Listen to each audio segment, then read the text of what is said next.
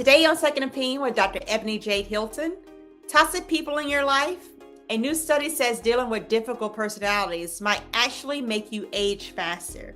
We're breaking down how your social circle could be impacting your health and causing some of those gray hairs. And got headaches that won't quit? Well, before you reach for another pill, we'll show you what can really be causing the pain and how to finally get relief. And stress is not just in your head. One doctor explains how it can quietly trigger high blood pressure, migraines, and even digestive problems. Plus dementia and Alzheimer's. We're breaking down the difference and helping families care for loved ones navigating these challenging conditions. The answers start right now on Second Opinion with Dr. Ebony Jade Hilton.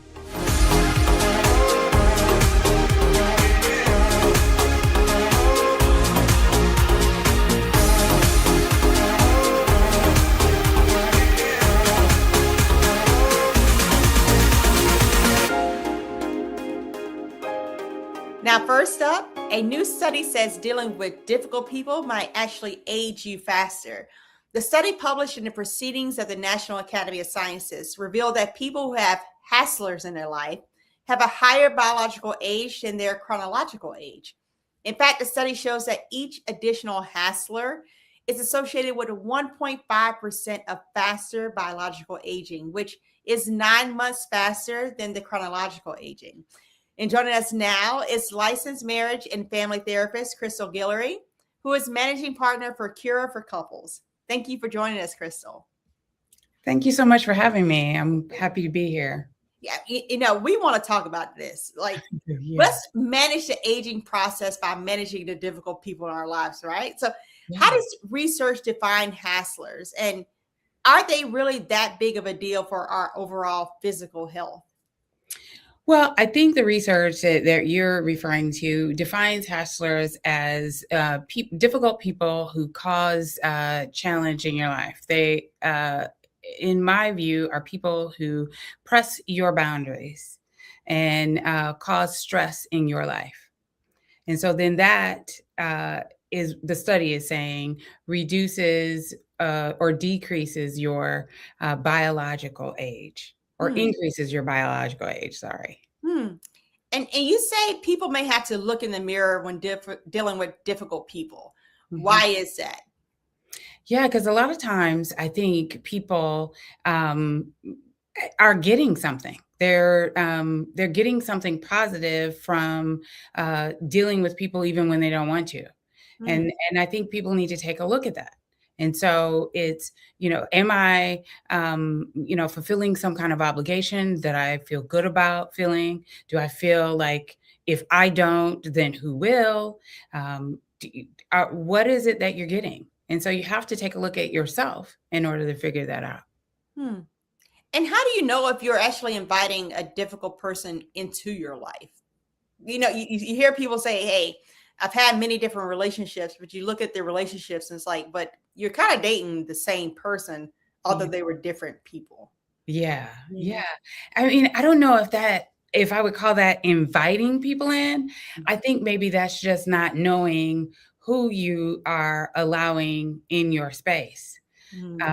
And sometimes it's just, we don't know. We just don't know. We haven't spent the time with self long enough. We haven't looked in the mirror to see, what is it that I want? What is it that I'm needing? And why am I attracted to the same thing over and over again that provides me with challenge? And, relationships with intimate relationship is one thing, but there are some people who say, I can't completely avoid difficult individuals because they're my family members or they're my coworkers.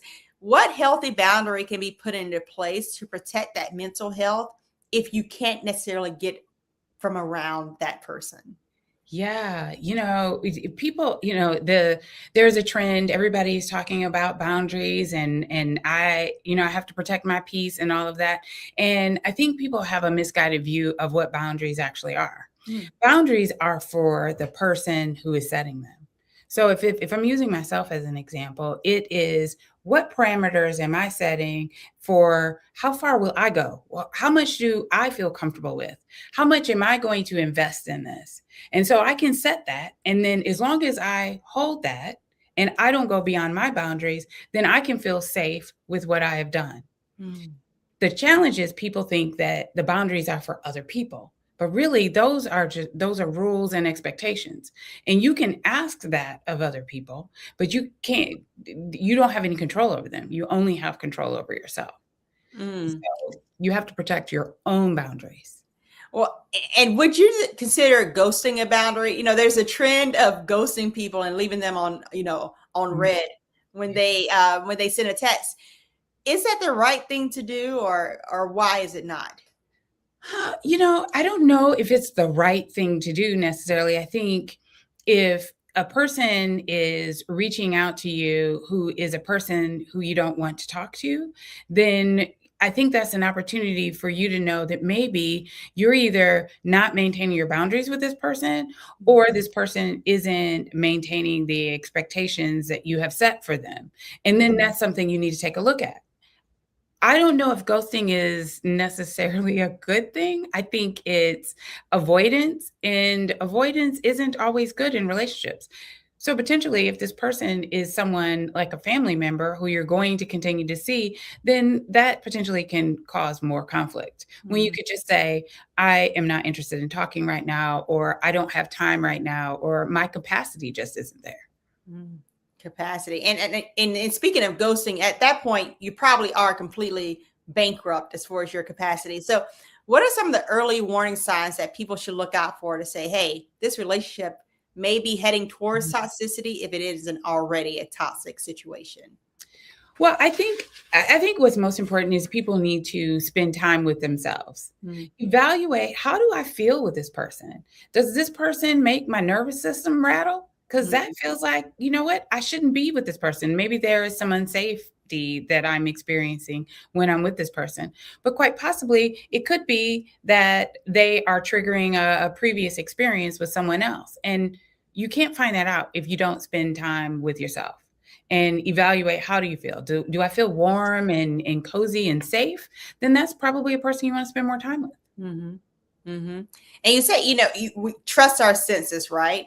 Mhm. You've been quoted as saying our eyes see out and Mm. not within. Can you explain what that means? Is that the third eye that you're talking about? No, actually, our eyes anatomically Hmm. face out. Right. It's easier to see someone else's flaws and challenges than it is to see your own. So if you don't spend any time with yourself evaluating, how was I in this situation? How did I act like I wanted to act? Am I being the person who I want to be? Then you won't see yourself because our eyes face out. And what I know is you said this and you had the head bob and you did all of these other things, and I was just responding to you. And so then you're not taking any accountability for your own actions, for what your contribution to the situation is. Right. And oftentimes we kind of fluff this away, right? Like, oh, this is just my emotions, or that's just how they feel about things. But Yeah. we know that emotional health can translate to physical health. What are some of the signs and symptoms that it is actually causing some physical health kind of decomposition and increasing the aging process? Oh, yeah. I would think signs would be fatigue that is unexplained. I would imagine that feeling dysregulated, like I don't know why I feel this way, like I'm angry and I don't know why. I would imagine that a person who is in chronically in situations with difficult people, that they are not feeling themselves. They may want to withdraw when normally they want to engage. It might look and feel a whole lot like depression, like, Mm. with, low mood and sleeplessness and not being able to have clear thinking, and or high anxiety as well, like, constantly thinking and overthinking in different situations, because how do I do the thing and not get the same result? So trying to figure out how I can do it differently. Um, it would be extraordinarily uncomfortable. Right. And if we have a listener right now that says, hey, I feel like I'm having some of those symptoms, and they have a hassler in their life, Are there Mhm. any practical, like 3 practical tips that you can give to them to say, this is how you can create and start to establish some of those healthy boundaries? Well, first I would say spend time with yourself and really think about what is it that I'm wanting here? What are the positives that I could get out of the situation and what are the challenges of the situation and how can I navigate them? So in doing that, you're then creating a plan. So you spend time with yourself and you create a plan. And then next, I would evaluate, what is my capacity? What Mhm. do I have enough energy to actually do? And, or is it somebody that I need to take some time away from? And I don't mean in the way of like cutting them off, but really taking a break. Mhm. Like, can I take a break? And, maybe it's a week's time so I can restore and then I can come back fresher. Hmm. You know what? Those are some very tangible things that I think we can all take. Somebody might need to take a boundary step from me. I don't know. But Crystal, thank you for showing us that setting boundaries isn't about just pushing people away. It's about Mhm. protecting ourselves because, again, mental health is actual physical health. So where can people find you online if they want to kind of get a step-by-step of how to approach this? So you can find me at curaforcouples.com Cure and also at curaforcouples.com on Instagram. Cure for Couples. Well, thank you for joining us. Thank you. And coming up next, from difficult people now to stress and tension headaches, a hot button topic because it affects everyone. We're going to help you manage it. Stay with us.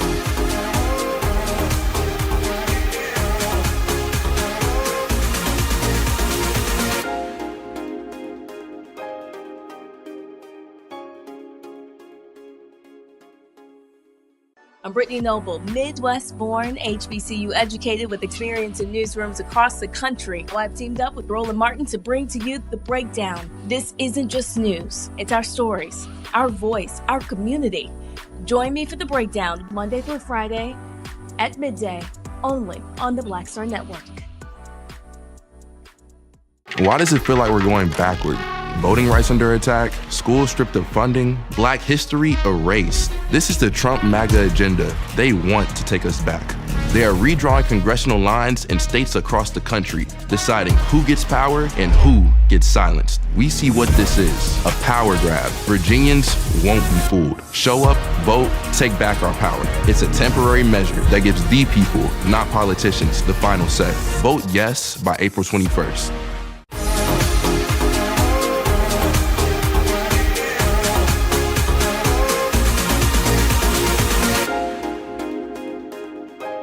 Most people don't realize how much stress affects their everyday life. In fact, the average African American is experiencing headaches 2 to 3 times per week, and we consider this normal. Well, joining me now is Dr. Ronnie Bolar, owner of Vital Life Chiropractic. Good to have you back with us. Thank you so much for having me back. Yeah. Now, how exactly does stress translate into physical pain like headaches? Is it muscle tension, nerve irritation, or something actually happening within our nervous system? It's actually a combination of all of those things. So that's a great question. What's happening when our bodies get stressed is we are actually experiencing what we call fight or flight syndrome. And fight or flight simply happens when your body goes into this extremely stressed mode where the digestive system decreases in its activity, the muscles tense up and tighten. And what ends up happening is that as the muscles tense and tighten, if that goes on for an extended period of time, that can actually start to irritate the nerves and the pathways that go to different parts of the body. Hmm. Hmm. And for African Americans experiencing these headaches 2 to 3 times a week, and then we say, oh, this is just normal, like my head is just hurting. Is that really normal? Or when does it get to a point where we say, hey, this actually needs to be checked out? That's a great question. It actually needs to be checked out if it's going on for longer than about 15 days in a month. So we're talking about half the month, 2 weeks. And even though something is common like headaches, it doesn't necessarily mean it's normal. We shouldn't be experiencing headaches on a regular basis. If they're happening for more than 15 days within a month, we consider that chronic, and a person definitely needs to be checked out. Hmm. And what are some daily habits that may be contributing to these headaches? If someone says, hey, I do have it more than half of the month, like I feel like I have a headache literally every other day, multiple times throughout the day? Is it posture? Is it hydration? Like, what can be contributing to why people experience these and other people don't? Well, the most common headache that happens is caused by tension and stress. So stress is always the number one factor. It manifests in our bodies in specific ways that we talked about with tension and things of that nature, but also poor sleep. Poor sleep will lead to increased stress, increased tension in the body. So we have to make sure that our sleep is well, and also dehydration, as you mentioned. If the brain is not properly hydrated, the rest of the body is not properly hydrated, then headaches will just abound. Hmm. Hmm. And 87% of migraine sufferers report seeing a chiropractor to treat their headache pain. What are some of the techniques that you're using to help these people?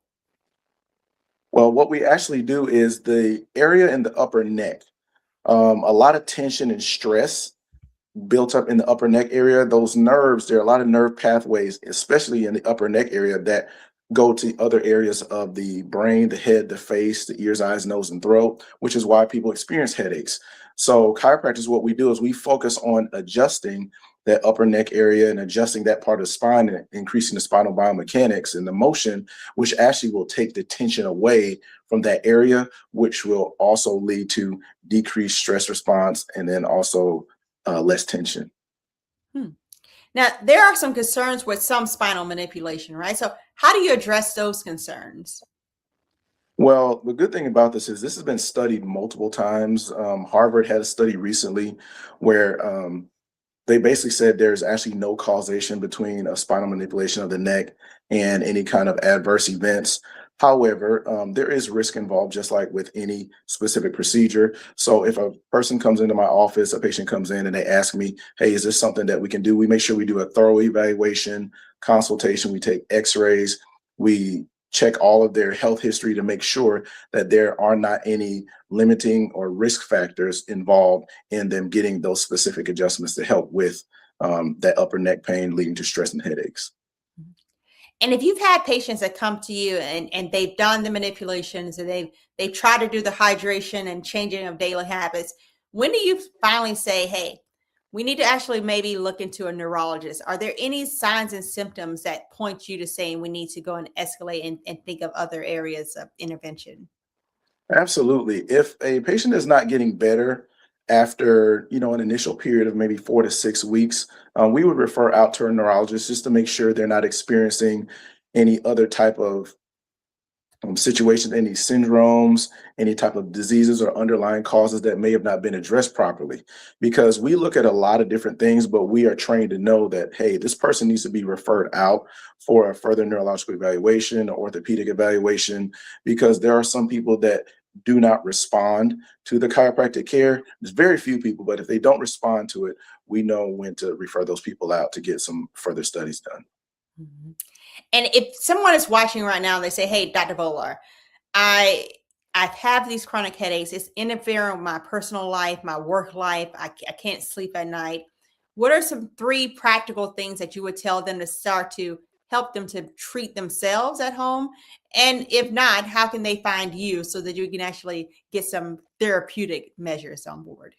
Absolutely. The first thing I would tell them to do is watch their posture, watch how much time they're spending on their phone, their mobile devices, practice putting their ears over their shoulders so they can make sure that their posture is good.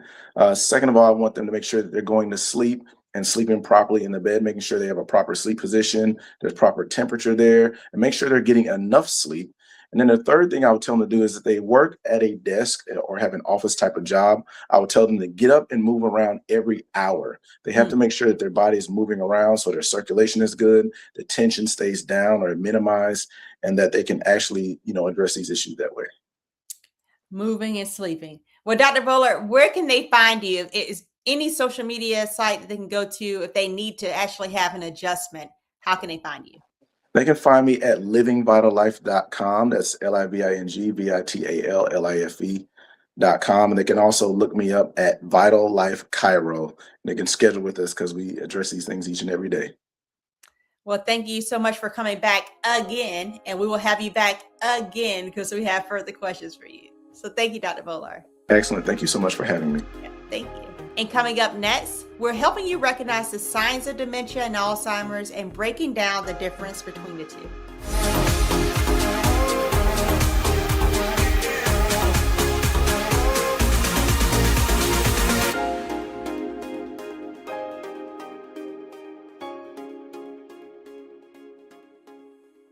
MAGA Republicans ended diversity programs, cut funding for Black students, and fired federal employees.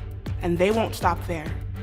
Now, they've redrawn congressional maps so that they can rig the November elections. But we have the power to stop them. By voting yes for fair elections, we have the final say on who represents us in Congress. This is a temporary measure to restore fairness. They are not backing down, and neither can we. Make a plan to vote by April 21st and vote yes for fair elections.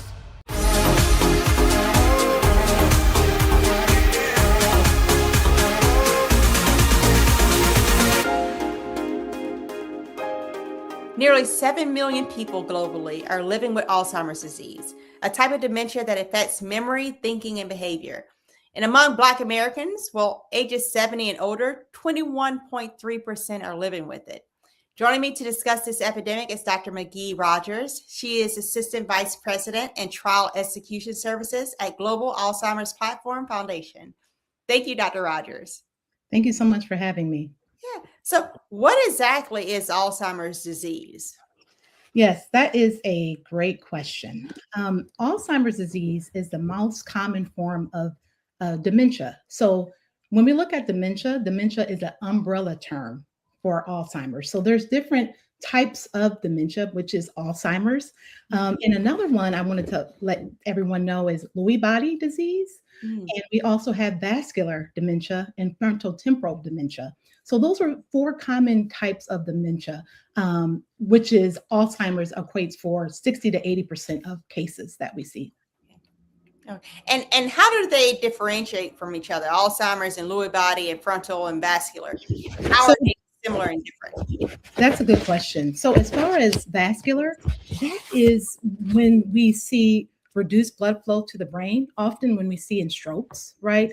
For Lewy body dementia, it's associated with abnormal protein deposits. So you may, it looks totally different from Alzheimer's, right? You may have a little bit more of different movement, right? And as far as frontotemporal dementia, it affects your behavior, your personality, and language. You may not even be able to speak anymore.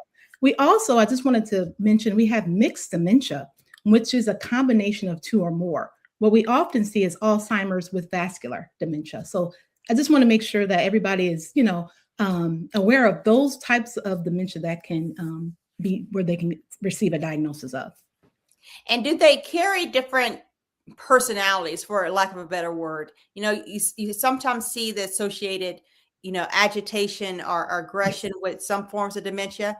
Is that across the board, or is one more particular than the other one? There's some more particular than the other, but you do see agitation in Alzheimer's, you do. And there's actually studies out there that are looking on how to treat those symptoms. But you also see in frontotemporal dementia patients, a lot of different personality changes and agitation, as well as Lewy body. So it looks different, but you do have some sort of agitation across those different dementias. And beyond age, what are the biggest risk factors for developing dementia of all types? Is it genetics? Is it cardiovascular health, lifestyle habits? What is it? You hit the nail on the head. It's all of the above, right?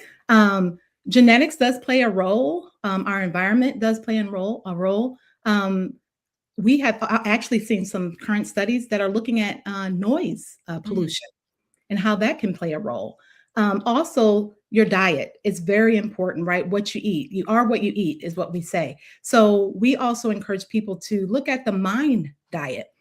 The MIND diet is actually for brain health, and it includes, green leafy vegetables, olive oil, fish, poultry, vegetables, fruit. So that plays a major role, right? And then what we want to just make sure you're aware of your surroundings and how social, right, you are, right? And then how much sleep you get. Sleep is a very big determinant of your cognitive health. So it's very important to get a lot of sleep. Now, you mentioned something that really triggered my interest. You said noise noise pollution, right?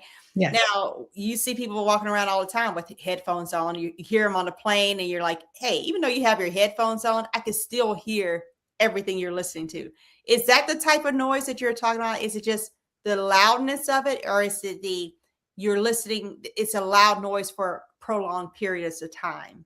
A long noise for prolonged periods of time. So also where you live, like in city, like urban areas, Right. when we talk about, right, hearing ambulances, right, police, hearing outside noise, hearing cars at night, that type of thing too plays a role in noise pollution. But like you said, also just the everyday occurrence that we hear, prolonged, right? How loud is our earbuds? How loud is our music that we're listening to? Because that can affect our overall cognitive health. And what are some of the signs, the early signs of dementia development, and how important is early diagnosis to actual treatment plans? Like, are there any treatment plans available? There are some treatment plans available. We actually have several medications that are now FDA approved, but it's very important to have an early diagnosis in order to get right. Make sure that you qualify for those medications. Some of the symptoms that you want to look for is if it's affecting your daily life, right? If it's something that's really affecting how you navigate throughout the day, right? If your judgment, right? Your judgment, is that affected? Communication, language, right? If you can't remember, I like to give an example of, let's say you see a remote, right? And you just can't remember what that remote is for. What does it do, right? Those kind of things, right? You're driving, right? And you just forget how to get to your destination, right? Like, you've done it multiple times, you've done it before, but you forget all of a sudden on how to get there. So those are some of the symptoms you want to look out for. And it's always important, like we say, to also talk about these concerns and symptoms with your primary care physician. And if you are that person that says, hey, you mentioned where the remote, I've done that earlier this week, or I was driving home and I had no clue how I ended up where I ended up. Are there any foods, vitamins, or anything that could potentially slow the process of this dementia getting more progressively worse? Yeah, that's a great question. You just want to make sure that you do understand where your vitamin levels are. I know vitamin D is very important, plays a vital role. I know in the African American Black community, we tend to see lower vitamin D levels. So that's important that we have, you eat the foods that you need, right? Leafy vegetables, right? Drink milk, right? That type of thing, dairy, that's where you can get some of that vitamin D, and get plenty of sun, right? Sun, that helps with those vitamin D levels.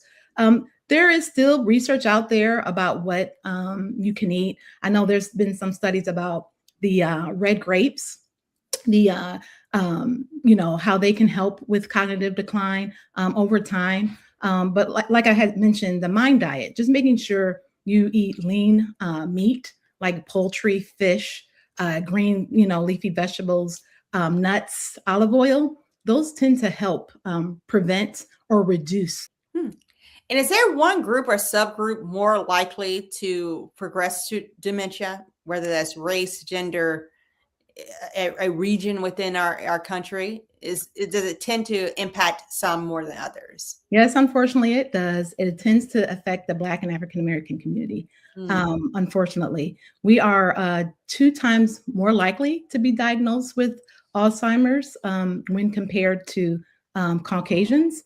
And we are 35% less likely to receive a diagnosis. So unfortunately, we wait until it's too late to get to that diagnosis, right?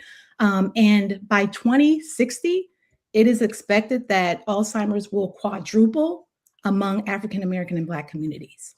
Wow. So it's so important. And I also want to share that we're also looking at the role that Alzheimer's plays on perimenopause and menopause, because it does. There's some effects that we're seeing that it does affect women more, right? And we're looking at that perimenopause and menopause stage of what's going on there. Why are those differences? Because as you looking at those statistics, it affects Black women more than any other group in the United States. And can you explain that perimenopausal period? Is there something that's being shown in those groups of women that Yeah. says, hey, if this is happening when you're in the perimenopausal time frame, we may need to be more aggressive of getting you on early treatments so that you don't Yeah. have to force it. Mhm. Yeah, that's a great question. One of the things we're looking at is the role of estrogen, right? Because when you look at perimenopause, menopause, right, estrogen depletes, right? We really don't have as much as we did when we were younger. So we're looking at the role that estrogen plays. And also, some people say they get brain fog, right, around perimenopause, right? They also have memory problems and concerns. And we're trying to see what is the connection between that, right, and cognitive decline.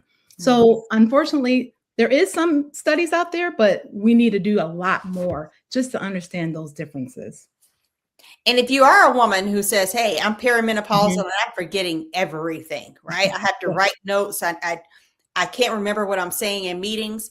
Should they go and proactively get on medications, or Yeah. is it just that they just have a higher risk? They have a higher risk. So I would just, again, encourage them to see their primary care physician.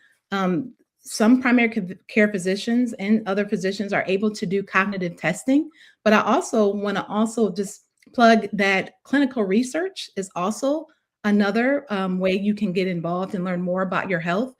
That's what we do, and that's how I support people's journey through this process. Is if you want to learn more, you can actually enroll in a trial. It doesn't have to be a trial that you get a study drug, but you can just learn more by completing an assessment that's going to ask you questions to see where your memory is.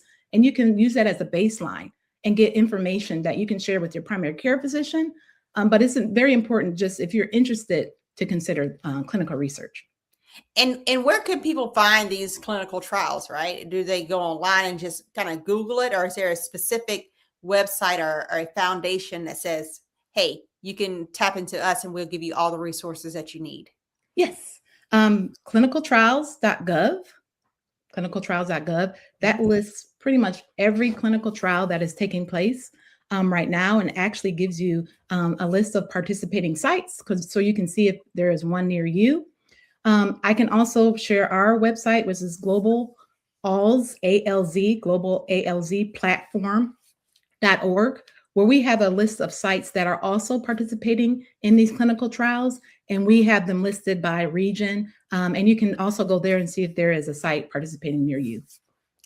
Well, thank you, Dr. Rodgers, so much for pointing us in the right direction. You said Global Alzheimer's Platform Foundation is a place that people can go to get the resources that they need. Because, again, the importance of early awareness, the research, the medications, the treatment, the diagnosis, all that is very important for us to know about, so we can hopefully try to curb this progression in the Black community towards Alzheimer's, and figure out why is it that it's more likely to be within our family members. So thank you for that. Thank you. Thank you so much for having me. I appreciate it. Thank you. And coming up next, caring for a loved one with dementia or Alzheimer's isn't easy. One caregiver turned advocate has some resources for you. So stay tuned.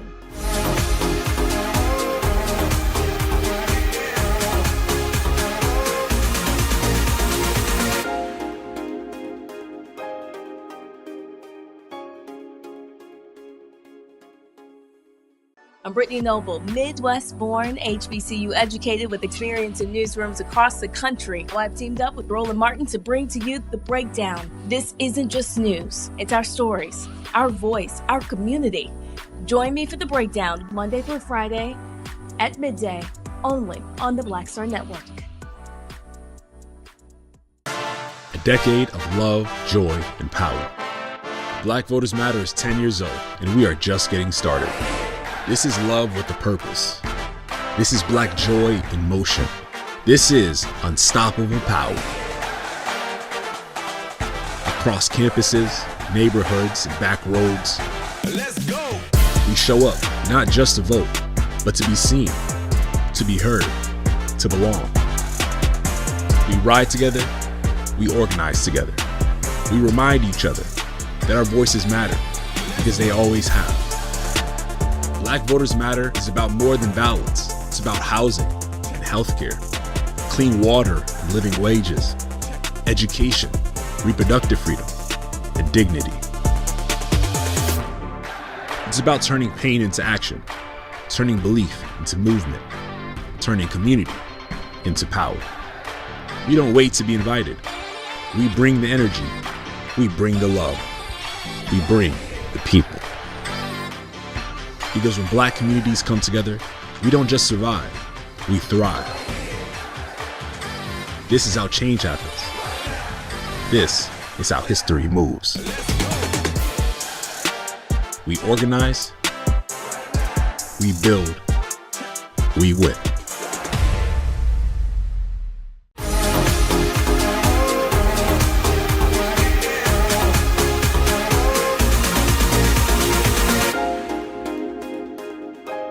Now, our last segment broke down the medical aspects of Alzheimer's, a form of dementia. But did you know that more than 11 million family caregivers are providing unpaid dementia care, often without training, backup, or a roadmap? Well, joining me now is Dr. Macy P. Smith. She's a gerontologist, a caregiver, and an advocate, and the author of the Complete Dementia Caregiver's Guide, Expert Strategies for Dementia and Alzheimer's Care. Thank you for joining us, Dr. Smith. Thank you for having me, Dr. Hilton. Yeah, you know, this is, as we stated, this is a tremendous lift for our community. And caregiving is becoming a multi-generational strain, both emotionally, financially, and physically. What do caregivers typically experience from your viewpoint? Well, first, Dr. Hilton, it's important that caregivers actually identify as a caregiver, because many do not. They're the daughter who ensures mom gets her meals, ensures dad gets his medications, transports grandma back and forth to church. You are a caregiver. So the first thing is to identify as such. And then there is no one place. There is no one-stop shop. When things occur, people tend to go right to the internet, but too much information is just as bad as not enough information. And so caregivers don't know where to go. They don't know what to ask. And what they find is that their livelihood is changing. The life that they once knew is no longer what they've known and what they've, strived for, because many people don't strive to be a caregiver. They don't say, when I grow up, I want to go to South Carolina State University to become a caregiver. Sometimes, Dr. Hilton, it happens overnight. All of us, we're an injury, an illness, or an accident away from either being a caregiver or needing a caregiver. Right. And you bring up this point of, I'm not sure if I'm prepared to take over that responsibility. And families often struggle, especially when we're talking about dementia and Alzheimer's, with behavioral changes of their parents or their elderly, right? Agitation, wandering off, confusion. What strategies do you suggest can be helpful to help manage those moments safely and calmly for that caregiver? Every situation is different. Once you've met one person living with Alzheimer's or dementia, you've met that one person. Mm-hmm. Meet them in their mind. Meet them in the moments in their mind. With Alzheimer's dementia, they tend to revert to previous life's patterns. So even though we're in 2026, they may be engaging in 1955 or early 2000s. Wherever they are, don't try to bring them back to your reality, because our reality is not always their reality. And so if they're talking about something that's not actually there, talk with them about what they're experiencing. For example, if they're looking for someone who's passed away and they're really actively searching for them, you may not want to say the person is dead. They've been dead for 15 years. You may want to ask them, what is it that you need? Can I help you with it? He or she is okay, but they're not here right now. What that does is it validates their needs. It shows them that they're worthy and that they're valued, and it offers a sense of comfort and offers a sense of reassurance. And that's what's important. You want to speak to the soul of the person, not to the heart of the disease. Oh, speaking to the soul of the person and not the heart of the disease. In thinking of that, to speak to that soul, to take care of that person, it costs, hundreds of thousands of dollars for some people, at least hundreds of dollars every month to help feed, clothe, protect them. And many of these caregivers are paying that out of pocket. So when a loved one is first diagnosed, what do you suggest that family member do or that caregiver do to seek legal financial assistance to take care of that loved one? Well, the first thing I would say is get my book, The Complete Dementia Caregiver's Guide, because I take you from A to Z and back to double A, double B. But if someone is diagnosed with dementia, the very first thing I want the family to ask the doctor is, what type of dementia is it? Dr. Hilton, there are over 100 causes or 100 types of dementia, including the treatable types. And we think about the difference between Alzheimer's and dementia. I want to, bring this out too, if it hasn't already been stated. Dementia is not the actual disease. Dementia is the symptom of the disease. Alzheimer's is the most common cause, and you can think of it as a cough. Your cough is a symptom. You go to the doctor and the doctor is going to diagnose what's causing the cough: upper respiratory infection, GERD, indigestion. So you want to figure out what's causing dementia. And once the doctor rules out all treatable causes, such as a urinary tract infection, medication side effects, lack of sleep, depression, high blood pressure, then family members need to meet with their team. And I'm talking about their family, biological family, and also logical families. Because Dr. Hilton, our families are a lot smaller these days. We don't have 10, 12, 20 children to be able to compartmentalize and divide up the responsibilities, but get together with everyone who may have a part in providing care for that loved one and divvy up the responsibilities. You also want to invest in a certified elder attorney. The certified elder attorney will help manage the financial assets to determine what the person can afford and what they cannot afford. Medicare does not pay for non-medical long-term services and support. So someone to come into the home to provide non-medical care, the bathing, the dressing, the cleaning, that comes out of pocket. Family caregivers are the backbone to the long-term care system. And if we do not get support for family caregivers sooner than later, the system is going to break their backs. That is full stop. On average, the cost of non-medical care can range anywhere from $3,500 to $5,000 a month. And we're talking about on average over $100,000 from in-home care to assisted living. And so education first is key to determine what your Medicare covers and what it doesn't. And then just like you plan for your children's college fund, you also want to plan, and I'm talking to us, Gen Xers, Gen Zs, you also want to plan for your long-term care as well. But for those who are already over 65, they're in the throes of it, seek the assistance of a certified elder attorney and do some Medicaid planning. Unfortunately, in America, you have to go broke in order to be able to afford long-term services and supports, because Medicaid would cover it. And if you're in that in between and you say, hey, I don't qualify for Medicaid, what are some resources that they can identify to help take care of that family member? I love that question. I call those individuals the gap generation caregivers. And so those caregivers are typically sandwich generation caregivers, average 49, 50 years of age, caring for an older adult loved one, a parent, and also caring for their own family and still working. And so the area agency on aging, the local area agency on aging, they have vouchers that can help with respite care. That's where someone comes in to sit and care for your loved one while you go to work or take a break because you have to practice self-care. There's also now the Medicare Guide Program, GUIDE, for those who have traditional Medicare, not Medicare Advantage, but traditional Medicare. Medicare is now providing financial support for in-home care. They're providing education and resources to help family members that bear the brunt of the responsibility, how to train them and educate them on how to manage the dementia care at home, non-prescription.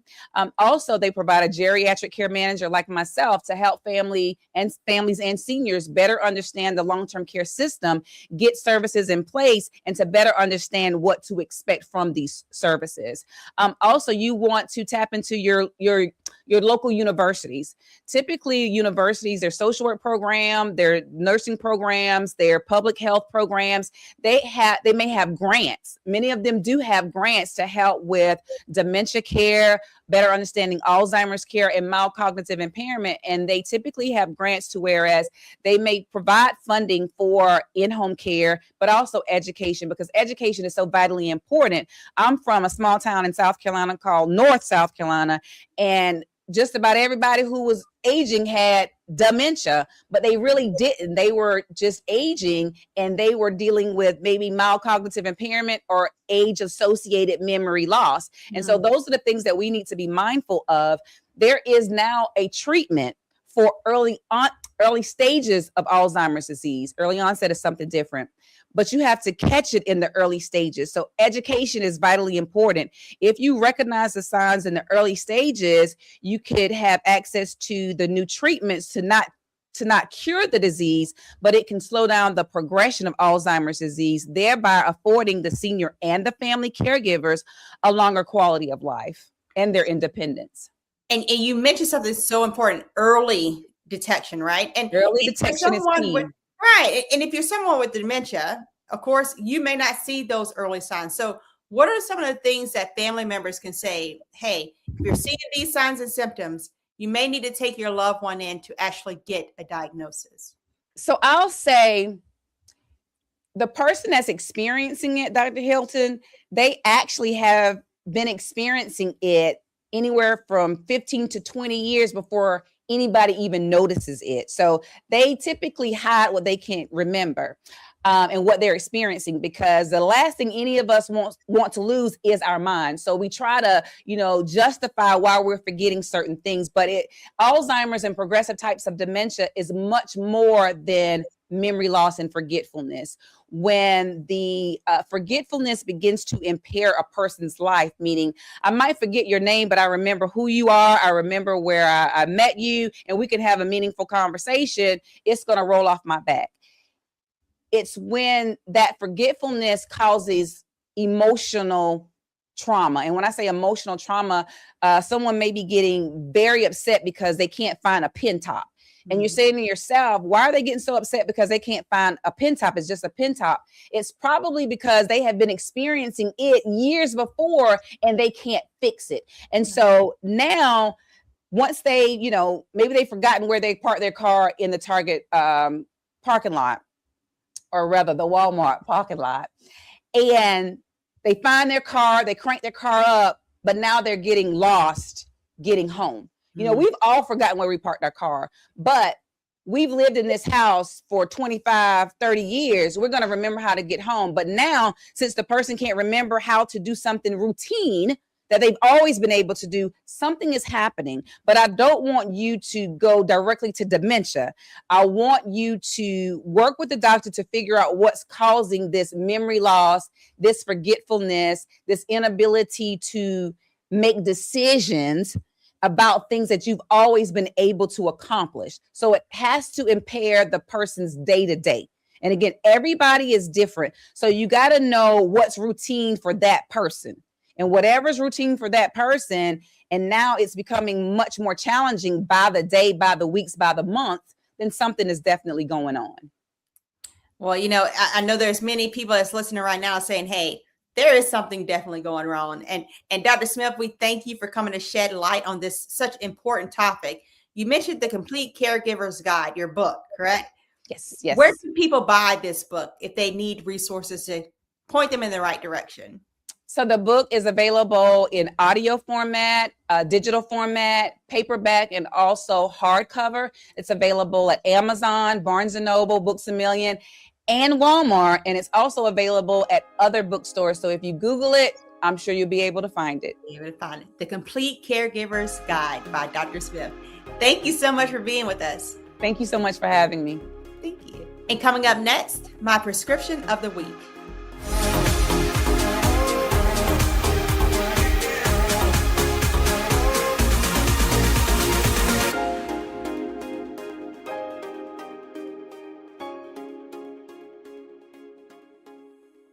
I'm Brittany Noble, Midwest-born, HBCU educated with experience in newsrooms across the country. Well, I've teamed up with Roland Martin to bring to you The Breakdown. This isn't just news. It's our stories, our voice, our community. Join me for The Breakdown, Monday through Friday at midday, only on the Black Star Network. Why does it feel like we're going backward? Voting rights under attack, schools stripped of funding, Black history erased. This is the Trump MAGA agenda. They want to take us back. They are redrawing congressional lines in states across the country, deciding who gets power and who gets silenced. We see what this is, a power grab. Virginians won't be fooled. Show up, vote, take back our power. It's a temporary measure that gives the people, not politicians, the final say. Vote yes by April 21st.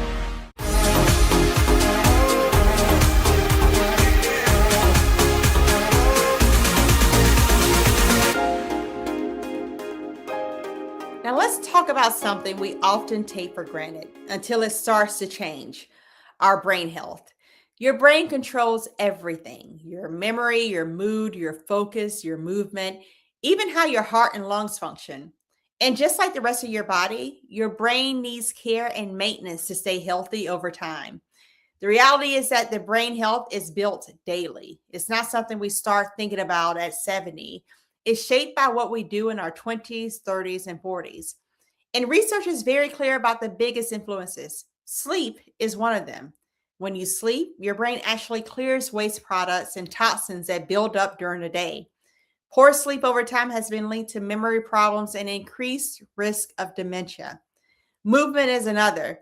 Regular physical activity increases blood flow to the brain and stimulates the release of chemicals that help brain cells grow and communicate. Nutrition matters too.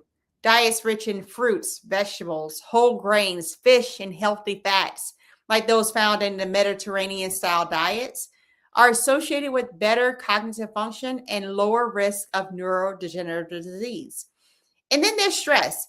Chronic stress keeps your brain in constant fight or flight mode, raising cortisol levels that can affect memory, mood, and concentration if left unchecked. But brain health isn't just physical, it's social and mental as well. Staying connected with people, continuing to learn new things, and challenging your mind all help strengthen these neural pathways. Think of it this way: your brain is like a muscle. The more you use it, protect it, and fuel it, well, the stronger it stays. So prioritize sleep, move your body, eat foods that nourish your brain, manage stress, stay curious. Because protecting your brain isn't just about preventing disease, it's about preserving the life you actually want to live. And that, my friends, is my prescription of the week. Thank you all for watching, and we'll see you next week on Second Opinion.